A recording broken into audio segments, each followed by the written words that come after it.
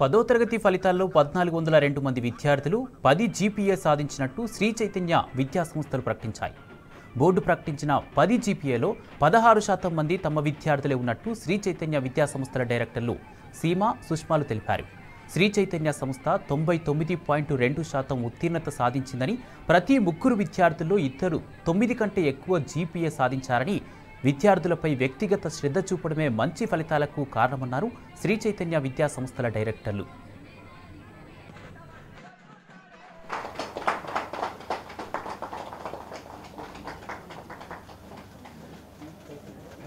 And Sri Chaitanya Techno Schools andarki telisinde in years nunchi the progress and how much we have grown, how many students we were able to support, and that wouldn't have happened without the support of the team and mainly the support of the parents.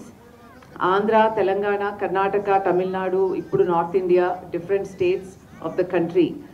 Parent support lakunda this wouldn't have been possible.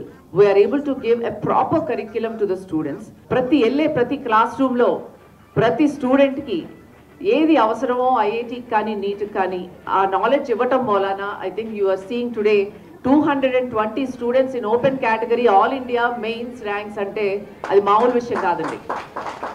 I think this is only possible with a proper team of people who are very, very motivated to work with students and are constantly working towards the development of each and every child.